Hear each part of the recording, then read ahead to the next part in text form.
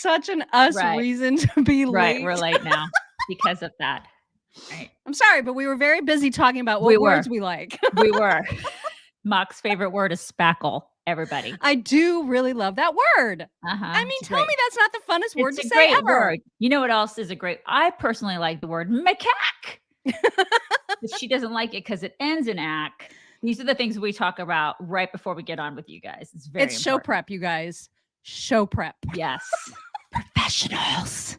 Listen, everybody, I got an email from our streaming people. We use StreamYard. And so I got an email from them this morning saying, hey, a whole bunch of podcasts got shut down in progress by Facebook yesterday. You were not alone. So essentially, yay, we weren't being targeted this time.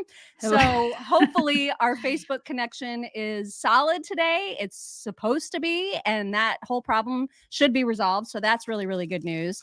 I have a treat for everybody today because I was going to remind everyone that there's a 50% off sale site-wide at omahasteaks.com. But I thought, you know what I'm going to do today?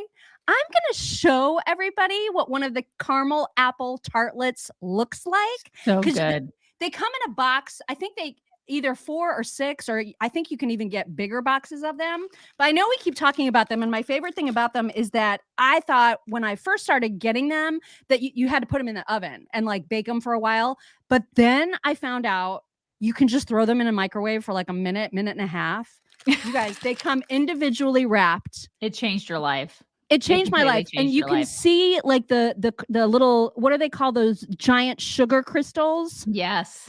Oh my! You're making me hungry. Like I'm Mike Homer Simpson with like the drool hanging out. They are so freaking good.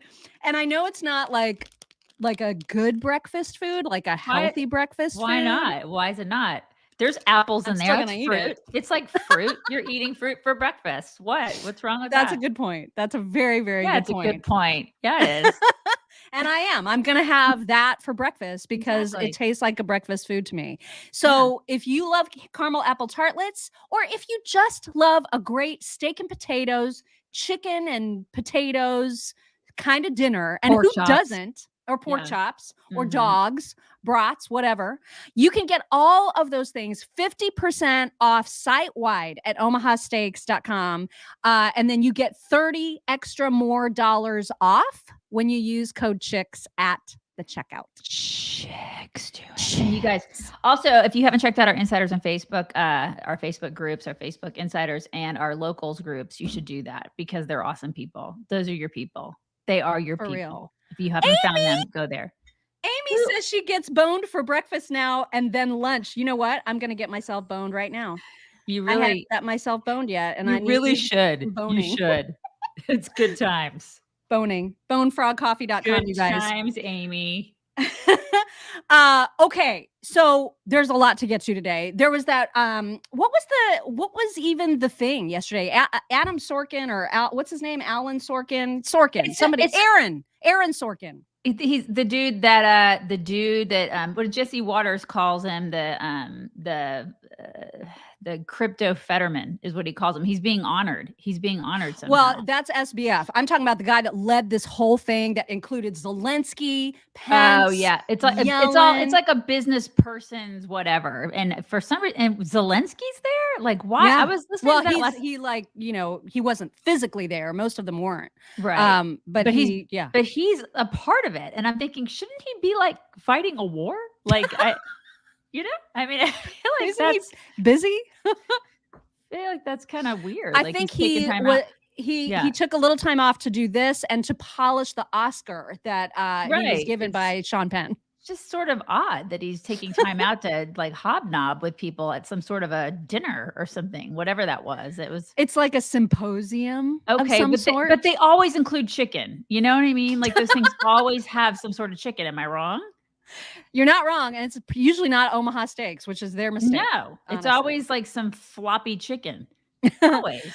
But just to remind everybody, if you have not been following the Sam Bankman-Fried story, he basically defrauded, thousands of people for millions and millions and millions and millions and millions of dollars. He's currently hiding out at his $40 million Bahamian estate. And so I've got a couple clips that I wanted to share. The first one, I'm just going to share my screen because I want you to see the audience's reaction to his part of this symposium, right? So Aaron Sorkin, or whatever his name is, the interviewer, grills him on all the things, and we'll get to a couple of the more interesting tidbits of that. But at the end of this, okay, this is a guy who's probably a criminal, like a legit criminal. And here is how the audience responded to him. Let me just embiggen this so you can see. On behalf of everybody here and on behalf of the public, I want to thank you for engaging in it at a time, in truth, when I know you've been advised not to. So thank you so very, very much. Thank you. Yay. Yay, you. Sam Bankman-Fried, everybody. I mean, what a hero, right? Why wouldn't they applaud him? Yeah, it's like they're getting out in front of it and they're trying to put the narrative as, oh, no, it's fine. Everything's fine. Everything's fine. It's all good, you guys. Everything's fine. This is what they're doing. Oh, my God. Because he's bankrolled so many Democrats. Yeah. He's bankrolled so many of these people that, of course, they're going to try to like paint the narrative as, oh, no, he's fine, you guys. He's great. He is. It was just a mistake. Yeah. Maybe. And when he was, I don't know if you have the audio of him when he was asked about whether or not he commingled funds. Do you have that? I don't have that one. I don't have that clip specifically. Because he's asked about it and he's like, I don't think I did that. I didn't mean to do anything bad. I'm just the CEO, but I don't know what I was doing because I'm an idiot. Oh my God. And you'll see what an idiot he is. It's unbelievable. GCQC says, I see you, Mock. The dogs are going down this weekend. LSU all the way. Okay. Okay. And is it Callie Marie? She said, "Go LSU Tigers." No, it's on. no. It's on like Donkey Kong. It is going to be on. Missy Jean Michelle, you little scamp. Little scamp. Thank you guys for those super stickers. Okay, so this first clip I have, Sorkin actually took questions. I don't know if it was in advance or if there were audience questions. I'm not sure how this worked, but yes, Sherry K, go dogs. He had prepared like something to read to SBF about what he had done. And so this was an interesting moment because he does ask him directly, to explain himself. Listen to this. One of the letters I got, I want to read to you, Sam, because it's from a gentleman who said that he lost his life savings. And the subject line is, Sam Bankman-Fried stole $2 million from me. It says, Andrew, can you please ask SBF why he decided to steal my life savings and the $10 billion more from customers to give to his hedge fund, Alameda? Can you ask him why his hedge fund was leveraging long all of these S coins? I'm going to keep it polite for the kids. Please ask him if he thinks what happened was fraud. These are the kinds of letters that I've been getting repeatedly over the past several days. What do you tell this man? Yeah. I mean, I'm deeply sorry about what happened. Oh my God. Okay. So I never all better. And then the ticker, I never tried to commit fraud. I never tried to. Oh my God. Can you even? I can't. I just can't with these people. And the people in the audience, it's like, I think I saw somebody say, well, a lot of people are just sitting there silent, but then there were actual people who were clapping. Oh, most for this of guy. The audience clapped. Most of they're them. Clapping. It's just, and he is sitting there all smug with a smile on his face. Mm-hmm. It's just, I can't believe he was even there. I can't believe he hasn't been brought back to be like put on trial. And that is a perfect thing that you just said, because that's the next clip. I cut off the first part just so it wouldn't be too long, but they basically said, so you're in the Bahamas right now. Like, do you think maybe you should come back to the United States? Are you even able to come back? And he was like, well, I think I am. I mean, I don't know that I'm not. I'm kind of busy having a sex party right now. I got to go back to that. Right. Because he's part of a polycule, in case you hadn't heard. I don't even know what that is. What's a polycule? You shouldn't. Nobody should know what that is. I don't want to know. Let's not. It's too early in the morning. I can't.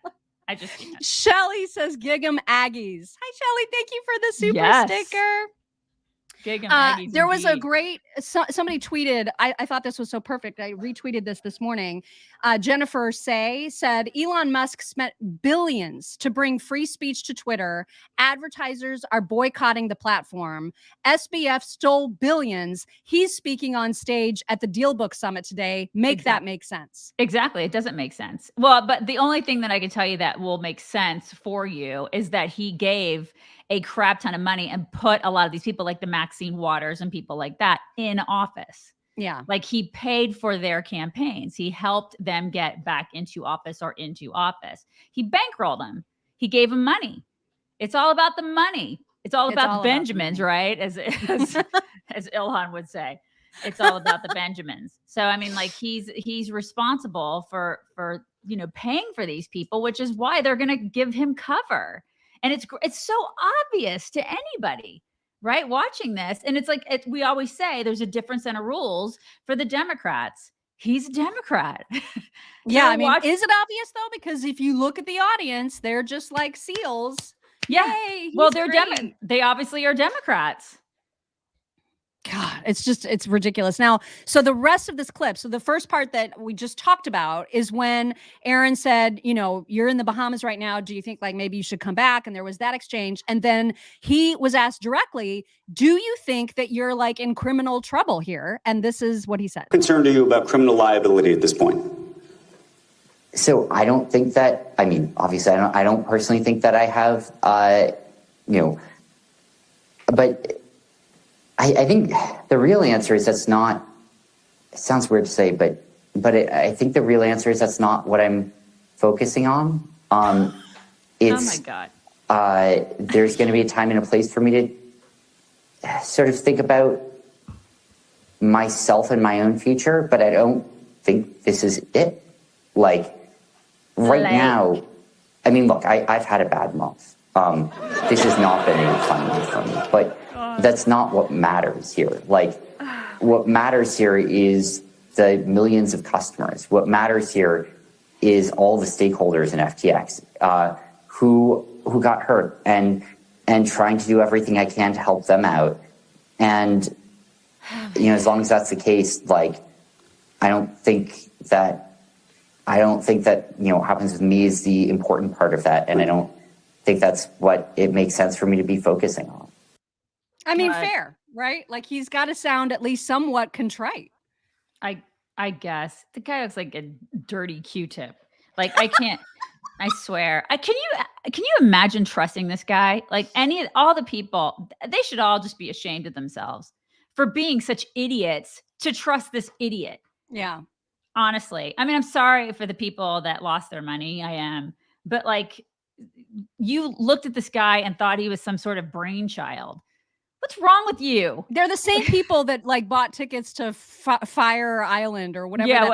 And did you see that guy is back and he's trying to sell he's trying to get investors in a whole new thing. And there will be people that who are buy like, it. yeah, I'm going to trust Billy McFarland or whatever his name is. I'm going to do your next Fire Island concert. Because of course you're going to get Jay-Z's going to be there, right? We're going. Beyonce. Woo! We're going. I mean, it's like, I want to feel sorry for all these people. And I can't. I can't. It's like, because look at him. He just rolled out of a frat house. And I don't even know like what frat that is because it's like, I don't know. I worry about this guy. You know what I mean? He's just, he is literally like Jesse Waters says, he is like the crypto Fetterman. He's not all there, and they're like, let's put him on the cover of Forbes. Right. Let me give you all my money to invest. Oh my God. I know. Unbelievable. Before we get to Joe Biden, because we have to, I have to tell you about this email that we just got from Christy Somsel. She is in mid-Michigan, and she put that in parentheses, i.e. casserole land. It's casserole. It's a corn casserole. I love She it. said, I love this email so much. So she says, hey, chicks, I've been a follower for years and love listening to you every morning. Thank you for brightening my day with your witty, down-to-earth common sense on all the things. I love all things MyPillow. Thank you for sharing it. The sheets, the towels, amazing. I almost want to get a dog just to get one of their puppy beds. My daughter is in pharmacy school and wanted another brand's slippers. And I said, hold the phone. I'll get you something better. I explained to her about the squeezy kitten fur technology. That's right. It's right. And she did the Gen Z eye roll, but obliged me and took them with her back to school. Now they're her favorite thing to wear to class with the rubber sole. And she sent a picture of like, oh my gosh, this gal's like with her feet up on a desk. I love it. Thank you for all you do. You're like my entertaining, slightly older sisters, and I'm grateful for all the common sense that you bestow. And by the way, because the picture that she sent was from a text exchange that she was having with her daughter. And so her daughter sent the picture and said something like, I love the slippers. And so Christy wrote back, it's the squeezy kitten fur technology. And I just love everything about that. God, I love that so much. God, I love it. Do we just get a flap? I was just gonna say, I didn't want to interrupt you, but he just flapped so hard. He flapped at that. I think he heard kitten fur technology and he was like, oh hell no. And then he flapped. Oh my God, I love that. That was the best flap. Just to cap off this MyPillow story, you guys, don't forget that they have a huge sale on their 6-piece towel sets right now. Normally they're almost $90, but they're only $39.98 right now when you use code CHICKS. Stock the F up. Do it. You have to stock up. And then I have to tell you guys something about Rumble. Okay. So, Cash, you're in my way. Okay. It is not time. It's not time to flap. I know you haven't flapped forever. He's like, I owe you guys so many flaps. He's like, hey, everybody, I have to say hi now. Stop. Okay. God, there's slobber all over my there's seriously so much slobber. Like, can you see it? Can you see the slobber? It's gross, you guys. Okay. So anyways, there's this thing on Rumble where if you go there, you're visiting, you're on Rumble. If you're watching us on Rumble right now, there is a red join button. Do you see it? If you see it, click that and you will become a member of our locals page. You don't have to become a supporter, but you will become a member of our locals page, which is kind of cool. Why would you not want to do that? So why would you not? Also, you can become a supporter if you want. You can. We highly recommend it. You totally should, because then you'll be like one of the crew. So do that. Yeah, Thank you, Pamela. Pamela sent a super sticker and said, I'm not sorry for them. It's money laundering, plain and simple. She's absolutely right. Yes. There's some people who probably just got caught up through a third party in all of this stuff, perhaps. And I do feel sorry for them. I do too. I do too. Investors and people who just have decided to throw all their money into crypto, that's knowing the risks. That's who I meant. And the people who were like all behind him, and that's who I meant. That's who I meant. Yeah. Yes. Okay, we got to get to this Biden clip. So I don't know. He must have been like visiting. I think he's talking about spending a whole bunch of money on helping Native American coastal communities. He's going to send all of our tax money to make sure that they can move their homes and buildings away from coastal areas. So congrats, taxpayers. You're going to help pay for that. And it's so weird because like Biden has a home on the coast, but the Obamas have a home on the coast. If they were this worried about climate change, you would think that they would not be on the coast, but whatever, that's a whole other discussion. Exactly. But there was a joke, I guess, that Biden tried to make about Jill being super, super fascinated with Native American stuff, I guess, and particularly the Navajo Nation. Here is what he said. In the second school, and revitalized the use of the Cherokee language. By the way, she spent a lot of time on other reservations, other nations as well. I'm worried she's not going to come home one of these days when she goes. You think I'm joking? I'm telling you. I hear more about the Navajos than I hear about me. You all think I'm kidding, don't you? He always thinks everybody thinks he's kidding. Always. I am so tired. Every single speech he gives, y'all think I'm kidding. No, I'm being serious. No, I really mean it. Or no, my favorite is look. Where are we looking? Where are we supposed to look? Yeah. Why? And he's so also weird. insinuating that his wife is sleeping around in the Navajo reservation, which is not appropriate at all. Like who wants to wants their husband to say that? You know, he's just so. it's not. Oh my God, It's not appropriate. he's just so him, right? It's just not.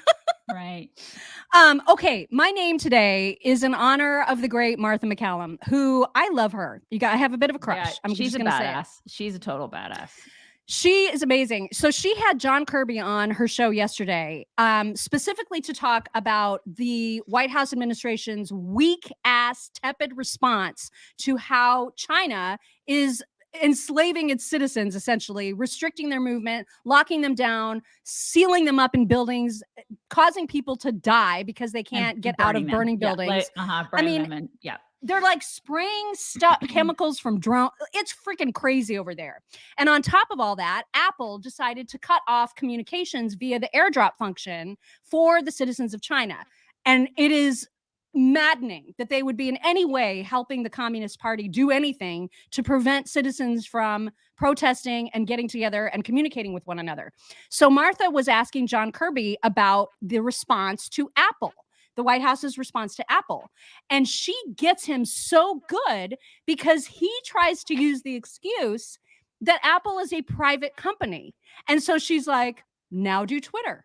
And it was a really long conversation. It went back and forth for a long time. I pulled part of it because I wanted you guys to see what good journalism actually looks like. And I just love her face where she's looking at him like, you're a freaking liar. Like she's looking at him like he's a total liar. And I just love it. I love every moment of this. And we've been clear about this all around the world. We want individual citizens, no matter what government they live under, to be able to communicate freely and openly, transparently and reliably. And we've made that clear with respect to Iran, and we certainly continue to make that clear here with respect to China. Have you made that clear to Apple?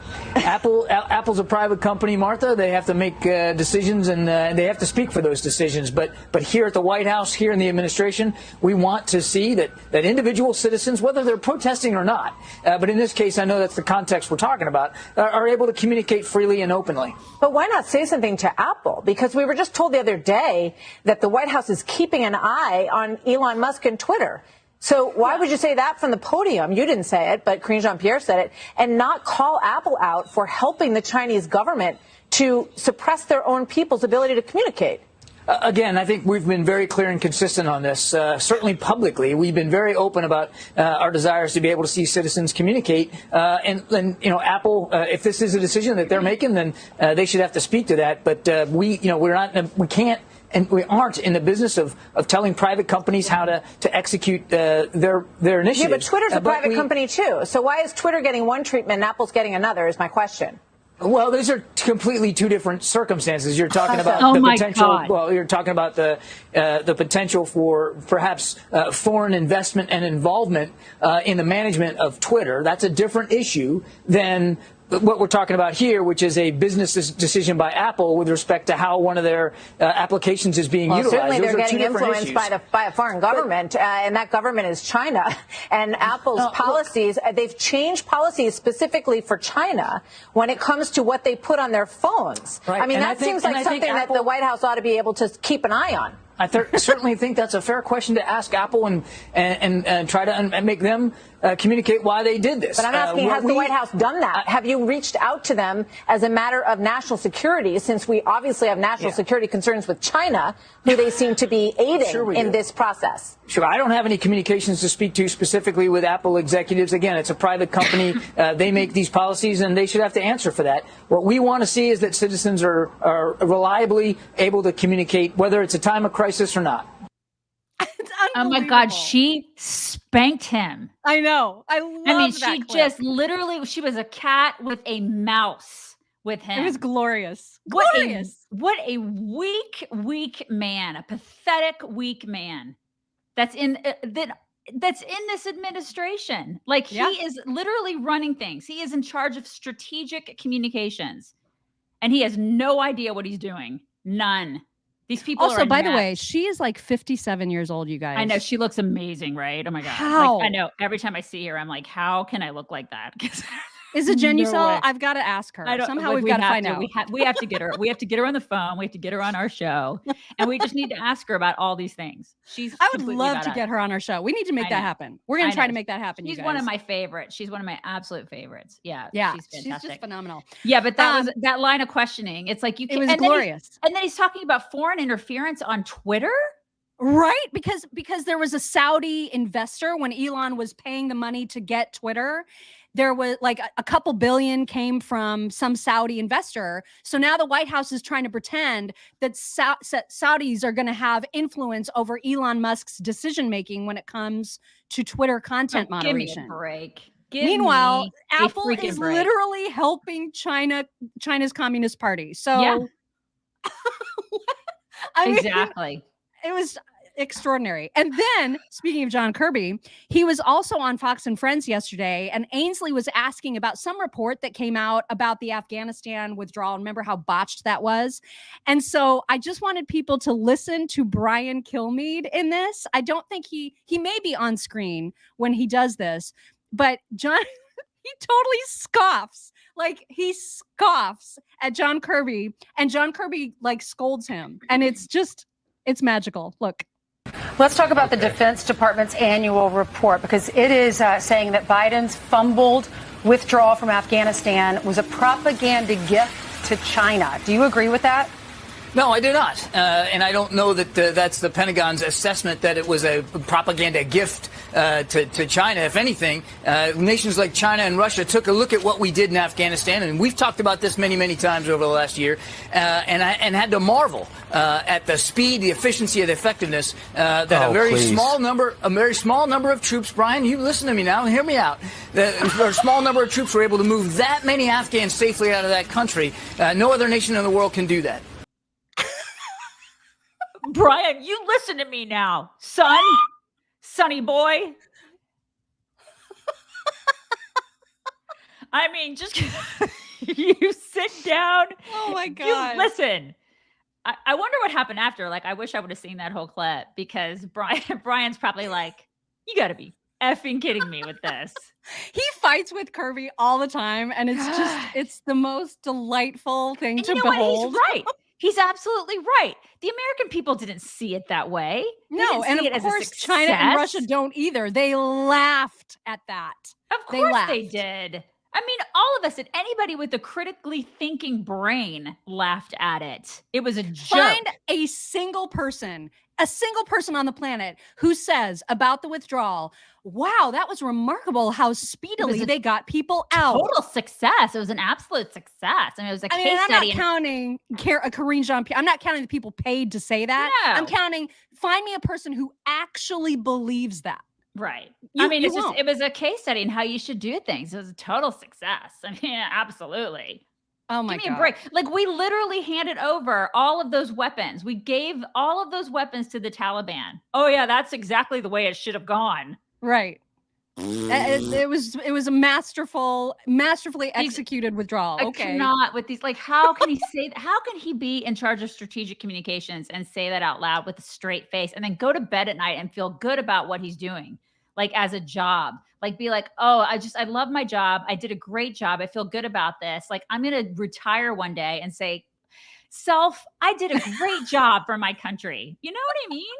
Like, how can he do that? It's unreal. It's unreal. Wow. Switching gears. I have always known, I think anybody who's seen any clip of The View when Anna Navarro has been on it, everyone knows that she is a bitter old hag, right? I mean, I don't think that's news. No. But I did not realize that she was this sort of spiteful. I mean, I've always known she was miserable and bitter, but like, I didn't realize that there was like this level of spite. And so apparently one of the former Trump hotels in DC is now a Waldorf. I don't know the background. I don't know what that transaction looked like. I don't know if Trump, just decided to sell it. I don't know what happened, but I can tell you right now that there is a hotel that used to be a Trump hotel that is now a Waldorf hotel. And Anna decided to make an Instagram post about this, and she is so bitchy in it, you guys. This is so juvenile that I had to share it. Hey guys, guess where I am? I just went to the White House Christmas tree lighting, which was wonderful. But I'm now at the former Trump Hotel, currently Waldorf Hotel. Never came in here before, was not here for 4 years. But you know what? The witch is dead. He's out of here. He lost the hotel, and my ass is here. Like, she voluntarily posted that. It wasn't like she texted to someone and then it was leaked. She posted that willingly. God, she's a grown woman. Right? And that's the thing. Yikes. That is not a good look. Like, he lives rent free in her head, you know? Like, is she all right? No. Like, these people, like, PDS is real. Like, it is real. That is a mental, it needs to be in that. What is it? The DSM? Isn't that what that is? The diagnostic, whatever manual, like that statistical manual. Yeah. Yeah. Like, that's a real disease. Like, it's a real mental problem these people have. Like, wow. I just cannot. Can you imagine being that hateful? Being that hateful. Wow. I can't. I don't hate anybody that much that I would do that. Yeah. And I would make a video of it and then post it. Right. Right. You know? Like, that's something I can see myself just texting to you. Like, if I want to, because if you hated somebody, Daisy and I will do this thing where if I need to be mean about somebody and I know it's mean, I will preface a text by saying, "Can I be mean?" And she will always say, and "Of course you can." Of course you can, because we're best friends and this is what we do. And sometimes it's like, that's the thing. It's like we do that with each other, but I can't imagine. But honestly, like, I can't imagine hating somebody that much where we would ever do, it's just not. She's got some issues. These people have issues, and it makes me worry, for it's humanity. Weird. It's not normal. Right. Not normal. Speaking of not normal, AOC, you may know her from such things as being batshit crazy. And she is engaged to a ginger Soyboy, like the manlet-iest manlet in manlet land. Right. Okay. Riley is his name. Yeah. And so apparently she's doing the thing now where she's, as an influencer, she is now incorporating her soon-to-be husband into her videos so that she can create some fame for him as well. And so she decided to have Riley give her Instagram audience a little lesson on how to talk about racism, how to be less racist. And so here, for your enjoyment, is Riley. Riley, what has been helpful to you in combating racism? I think it's helpful and important to talk to other white people about racism.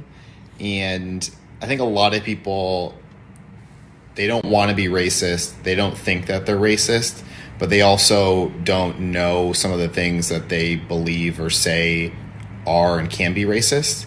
And I think one of the effective ways is just to talk and kind of help teach them about why some of the things they believe or say or think are wrong, not necessarily racist, but that they're wrong. And that'll sort of chip away and,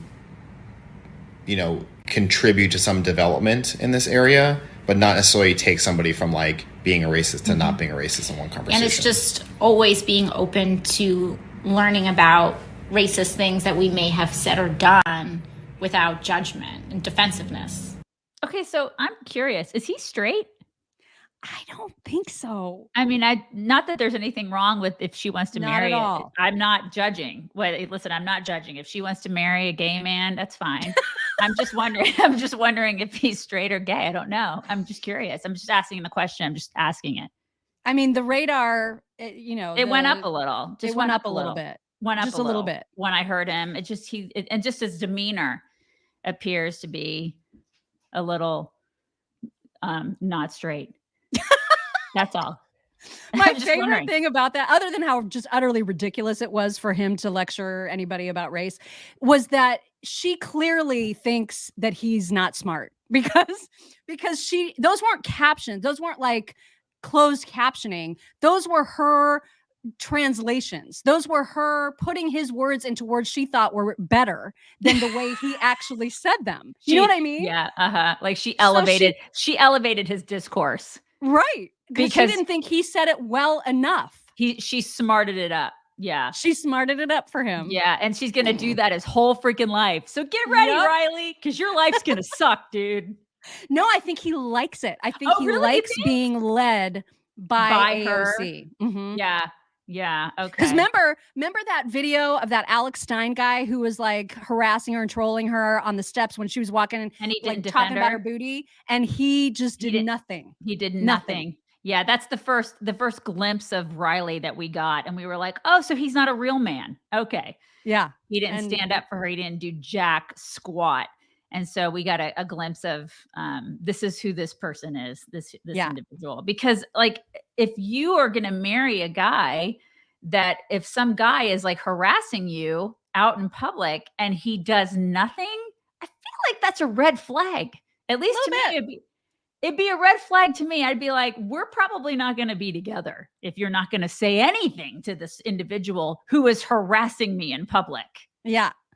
Where I'm going to go, bye. But she likes it. There's a lot of weird feminists like her that love the soy boys, that love the soft men. I don't get it. They control them because they can lead them around and control them and tell them what to do. And yeah, I like alpha dudes. I like dudes. Same. Yeah, because we like dudes.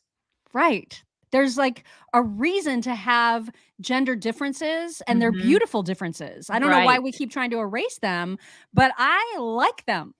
So yeah, anyway. I like a guy who doesn't know what taupe is. Right. Okay. Also, we have to get to a couple of KJP clips with Peter Doocy, just because Peter Doocy is so awesome. And so this first one, going back to the whole Twitter thing, because remember, the White House is saying they're keeping an eye on Twitter, right? This is their new phrase of the day, keeping an eye on Twitter. So Peter Doocy asked, I thought, a very reasonable question. Listen. Subject. When are you guys going to delete the White House Twitter account? Why would we do that? Well, you're saying that you're keeping an eye on Twitter because it might not be a suitable platform, so why use it? Look, I want to be very clear here. The president has always said, and he has been very, very clear in his belief that it is important of social media platforms to continue to take steps to reduce hate speech and misinformation. And will continue to say that. But media platforms make independent choices about their information that they present. And so, look, I don't have anything to share on any policy or any changes that we will be making. We have multiple platforms, as you know, that we utilize to communicate with the American people. You know what? Now hate speech equals speech we don't agree with. That's what it is now. And they have been over the past, I don't even know how many years, but many, many, many years. They've been living in an algorithmic bubble, these people. And so now the bubble has been burst. They are now living in reality. Whereas, that's the place that the rest of us have been living, you know, because they've had like the cloak of algorithm, they safety. And they've just been living in this bubble where everybody agrees with them on everything. And now they don't have that.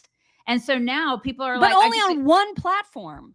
Exactly. This is the thing. It's just on Twitter. Yeah. It's like, exactly. They've been in an echo chamber. And so now that chamber is gone and they cannot deal. And they think that now it's hate speech. It's not hate speech. People just disagree with you on things and they're calling you out and they're throwing memes at you, which are hilarious.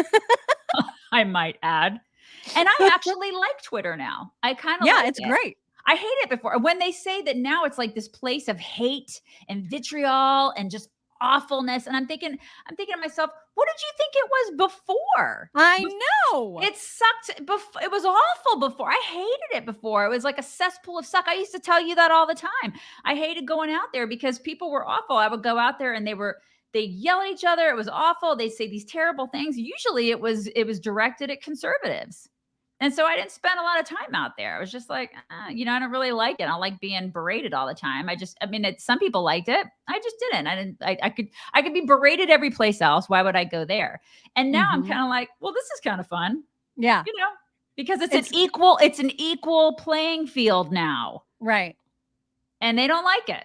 They hate it. And the fear that they have of people's voices being heard, there is a real similarity to what's happening in China. And the whole Apple thing is just one more example. But the fact that China is physically locking down their citizens is really no different. I mean, it's physical, but it's no different than the United States locking down speech of conservatives. We're being locked down, and that's never okay in any form that the government makes it happen. It's not okay to be locked down in any way. Amen. And so there's some similarities there that are terrifying. Okay, one more Peter Doocy and KJP thing. This one about the border. The answer to his question is so off the wall, freaking batshit. I had a meltdown on Twitter yesterday because I saw it on Twitter and I could not believe that there were not other reporters who freaking ripped her to shreds. That other reporters, I don't care if it's Peter Doocy or anybody else, if you ask a question and she dances around it and refuses to answer, everybody should push back. Everybody, every reporter in the room should say, no, KJP, you don't get to move to another question until you actually answer this one. Go. And hold her to it, because this was unbelievable how she danced. Look at this. Thank you, Corrine. Kevin McCarthy says that he invited President Biden down to the border. How does the president RSVP? Well, we know the president's never been down to the border. The possible next speaker says that he wants him to go with him. So is he going to? So look, he's been there. He's been to the border, and since he took office. When did he go to the border? Since he took office, the President Biden has been taking action to fix our immigration system and secure our border, and that's why on day one he put forward an immigration reform, a piece of legislation to deal with what is currently happening at the border. Oh my God. But that we're not seeing that from Republicans. We're not seeing a willingness to work with us on fixing a situation that's been around for decades now. Instead, they're doing political stunts.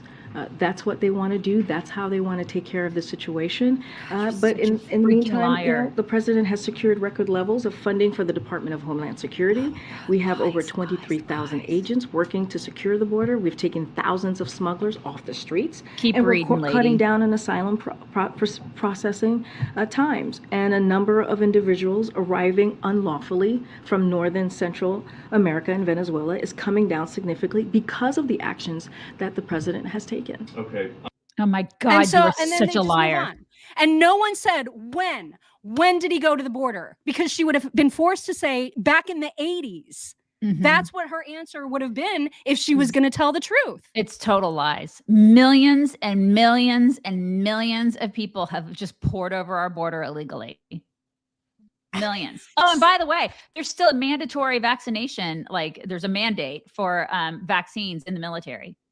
And then meanwhile, we have people pouring across our border who are unvaccinated. So oh my God, somebody needs to ask her that. Somebody needs to, why don't people hold these jackhats accountable? It drives me insane. Where was the rest of the press corps? Why didn't they speak? It just makes me crazy that they just sit there and they're like, okay, next question, I guess. I know. No, push back on her. That's your job. I hate it. There's only one person in there. It drives me nuts. There's only one person in there and he's the only one. He gets like one question. It drives me nuts. Yeah. It's so unfair. I mean, it's like this, and then they turn around and they talk to us and they try to lecture us on democracy. And I'm like, you guys can just blow it straight out your, you know what? Because because that, to me, that's where democracy dies too. It's like we get one question and then we get shot down, and that no one is holding these people accountable. No one. Talk about a dictatorship. It's crazy. It's nuts. It is nuts. And they're all trained that way, right? Like every representative from the White House is trained to evade, to dance around, to not answer questions. There was another clip. This is the last one that we'll get to before WAC, where it's some White House rep. I've never seen him before, but he's on one of those like finance shows being asked about. And I love this question. Why should oil and gas companies invest in anything long-term to help solve the high gas price issue and essentially help the Biden administration out with high gas prices? Why should they when the Biden administration is constantly threatening to shut them all down? And so, again, you're going to see how they respond to being questioned like that. 10 days ago, the president again said, President Biden, maybe you try to talk him out of it. I don't know. I don't know what you do when he says it. But when he says we're going to end drilling domestically, that causes the major oil producers to not want to invest long term. How can you give me, you say we like them, we want them to produce. Give me a number on how long. Do you want them to do it for 5 more years? For 10 more years? How long will we need these major oil producers to keep drilling? What does he mean we're going to end drilling? When? Well, eventually we're going to be phasing out the use of oil. What is eventually? What's eventually? Because you're not going to want to invest any money in doing this if it's 2 or 3 years from now, or even 5 years almost. So I don't think we're talking about 2-3 years. We're talking about longer than that. And as you know well, the production in the United States, onshore production in the United States is short cycle, relatively short cycle production. There can be investments, and recovery of those investments happens at a much shorter cycle than offshore. Blah, blah, blah. I mean, like they just won't answer the actual question. They won't do it. It makes me insane. Yeah, it is insane. And energy policy, all that kind of stuff. It's just, he's a total disaster. Biden is a total disaster. And he's just like, well, it'll be longer than 2 to 3 years. How long? Yeah. How long? No one will answer it. No one. And it's like, no one will hold them to it. No one answers anything. It's just like, so frustrating. It is so frustrating. It's totally frustrating. Oh my gosh. I forgot that there are 3 different headlines that we need to just quickly mention. They're just like quick mentionables. First of all, DeSantis has a book coming out in February. She's so excited about this, you guys. She thinks I'm pretty excited. She thinks we're somehow going to get him on our show. Well, I mean, won't he want to promote it? I mean, with maybe. Also smaller podcasts and not just Fox News? Perhaps. We'll see. We'll see. Anyway, I'm crossing fingers on that. The other headline is that Congress does now have in its possession Trump's tax returns. So he lost that fight. And now the currently Democrat-led Congress has their hands on his tax returns. I have no idea what we're going to find out from them, but just know that there's probably going to be something coming out about that. Okay, now do like Nancy Pelosi and everybody else. Can we do every single person in the Senate and Congress? Everybody. Can we do everybody? I want to see everybody's tax returns. Every single person. Everybody that serves. I want to see everybody. All of them. I mean, why not? Why stop at Trump? And I want to know what kind of stocks they invest in too, and how they make all their freaking millions and millions of dollars. I want to see everybody's. Put it all on the table. Let's see everything. Do it. Pony up. And then lastly, Bill Clinton has COVID. He posted that he is grateful for being vaccinated and boosted. Wait, who has COVID? Who? Bill Clinton. Bill Clinton. Okay. He has COVID. And by the way, they're now saying that we need boosters every 2 months. Every 2 months. I wrote about that yesterday at chicksontheright.com. I have a lot to say about that because I spent like about 20 years in pharma. So you can read about that on chicksontheright.com. I was a little snarky. Every 2 months. Well, listen, the Health and Human Services Secretary, he said that we need to do every 2 months. Kamala, the day before, said that we need it once a year. So you can tell there's some discrepancy there in the way that they push out the narrative. They don't know what the hell we need. So yeah, I wrote about that at chicksontheright.com. You guys should check that out. God. All right. It is time for some whack. What do you need me to share? You can share. First, the whack today was going to be about the fact that they do like some sort of a monkey festival in Thailand where they have like 3,000 macaques running around. And I was like, this is something that Mock would love. And it would be like my idea of like hell on earth. But then I decided, no, let's not do this because one of our writers sent us a thing on how there's a is it a monastery? Is that where Buddhist monks live? A monastery? Is that what that A is? temple. Yeah. A temple. Okay. A temple was shut down because the 4 monks that lived in this temple were all doing meth. So instead of monkeys, you're just doing monks. I'm doing monks. Right.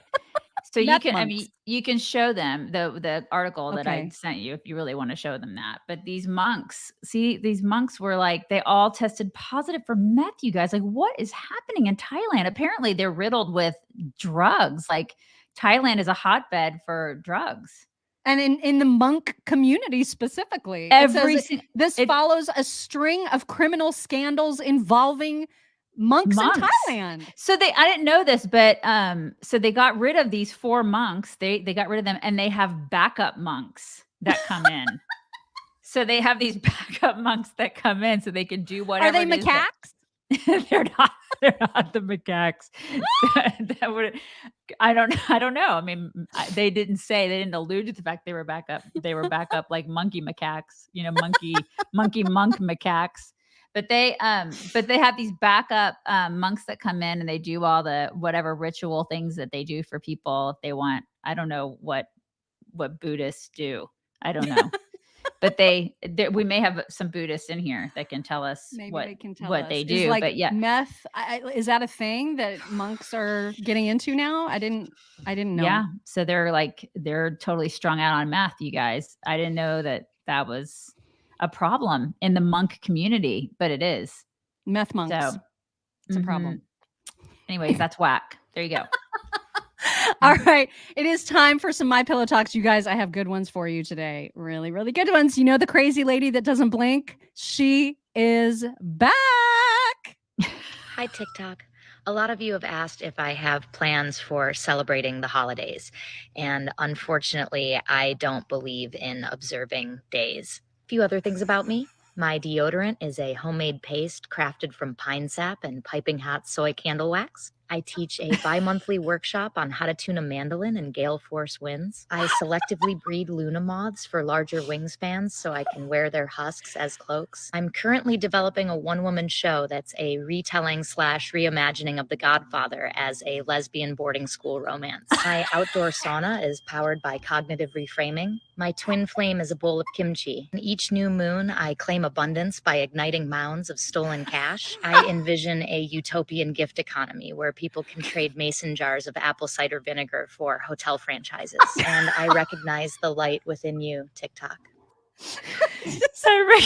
I recognize the light within you. I do. Love her. Gosh, she's freaking awesome. She is awesome in every way. That is Susie Bear 44. If you are not following her, I don't even know what you're doing with your life. Oh my God. She's fantastic.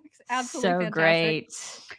Great. Also, before we get to dogs, because I have so many dogs, we have got to talk about how bitchy Megyn Kelly is becoming, and I love. Oh my God, I'm so there. I am there for it. I am there for her bitchiness. She is like she is all of us. You know what I mean? Oh my God. She just says the things. She's just unleashed. She's unleashed, and I love it. This is why I love podcast formats. You know what I mean? You can just say all the things. You get to really see people's personalities, and there it is, right there. There's Megyn.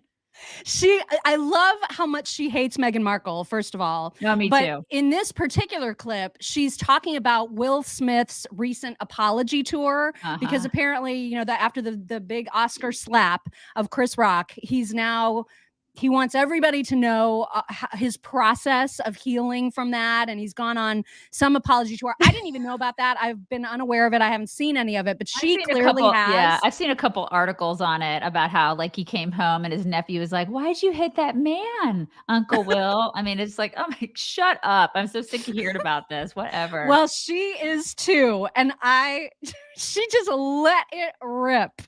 I'm sick of these Hollywood people thinking we give a damn about their childhood traumas when they behave badly. Just say you're sorry, and people either will forgive or they won't. But I don't, go tell it to your therapist. Go sit on the damn sofa for the guy who charges $700 an hour and work it out with him. I don't give a shit. You assaulted a guy and humiliated him who is just standing there doing his job for what? For nothing, to boost your own ego. So I don't really care about your self-analysis or how hard it's been for you to forgive yourself. I just want you to be humble.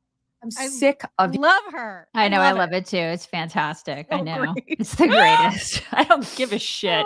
Yeah, we don't either. We don't either. It's like, go back to your $40 gajillion mansion and go cry in your meditation room.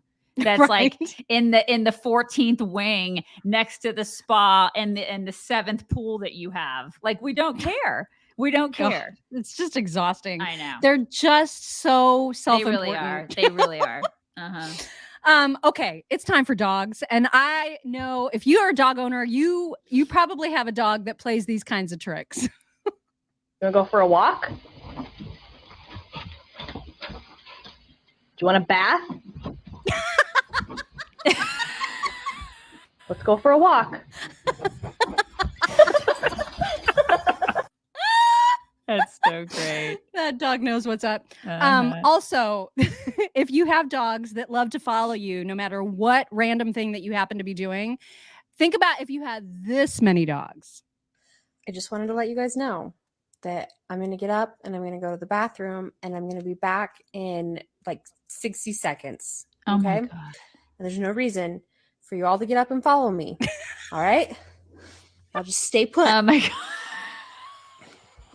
Oh, okay. Oh my God. So many Was dogs. this necessary?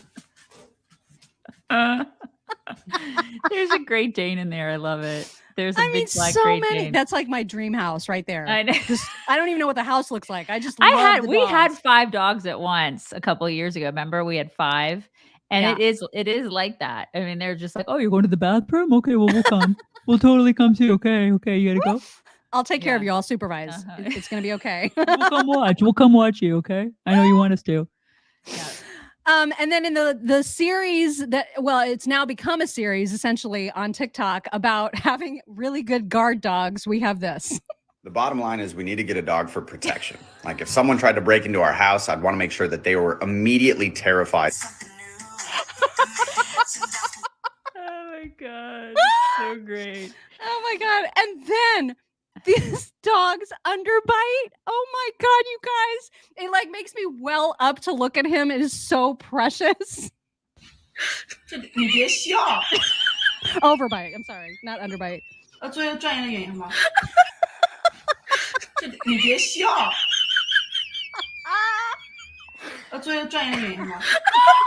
I mean, that's a face only a mother could love. I love it. I love do it too. so I love him much. too. I would totally love him every single day. I'd be loving on that face.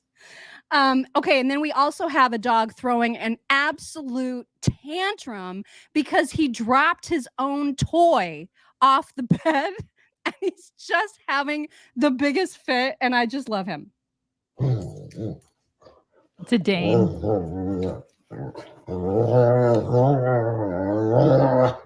I love it. He's so mad. You dropped your toy. He's so mad.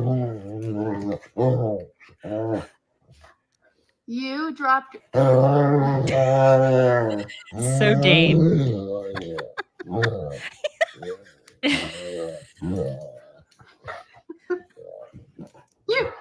You dropped your own. Now he's going to destroy the blanket. ground. I'm not picking it up for you. You did it. Pick it up yourself. I don't want to. Get it yourself.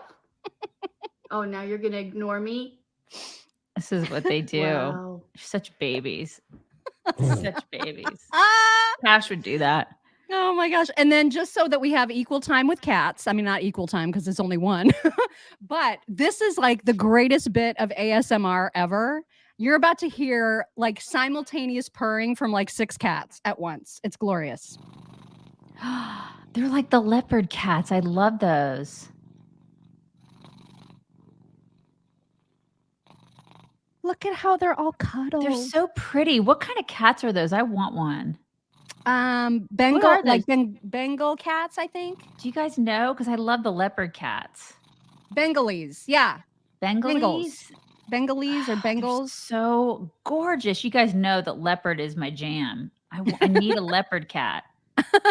Bengals. Are they Aren't they so nice? pretty? Does anybody know anything about them? Well, these are just regular cats. I mean, they're not nice. You know how cats are. Really? Yeah. I don't know anything about cats. I'm going to have to like look into that because I really, really like them. They're so soft. They're so cute. Anyway, those are your I have talks to for sneeze. today. I have to sneeze, you guys. I have to sneeze. Uh-oh. Look at the light or don't. I never remember. She always says this to me. Look at the light or don't. Somebody said that. Debbie look said at they're the light very directly or don't, or like look away from the light. Debbie Whichever. says they're very cool cats. I have to go check that out because they're so beautiful. They are really Yeah, pretty. Seriously. Really, really pretty. They're like an accessory too. You know, you can accessorize with them. Yeah. You can maybe Anyhow. wear it around your neck because it's just hang the little paws. Right. Just here. I'll bring the cat in and like it goes well with all my clothes. Mhm.